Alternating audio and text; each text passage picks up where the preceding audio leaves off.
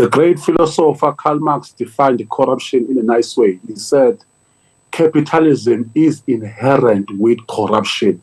So that system on its own, there lies an embedded factor of corruption. We could take a lot of things if we can expand. Like, for instance, we spoke about 2010 World Cup. You remember that the World Cup, that at the end, those construction companies went back to government and said, we connived.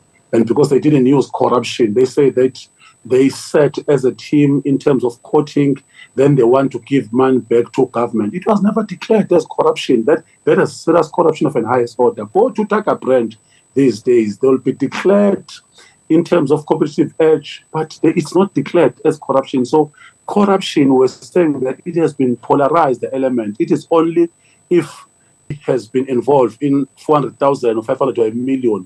But if there are billions like Steinhoff, it will not be designed or it will not be declared as a clear conduct of corruption. So we were talking about that element, that we must be clinical when it comes to the approach. We must be broad enough to understand the scope of corruption so that we can be able to fight with the scourge called corruption in its truest form.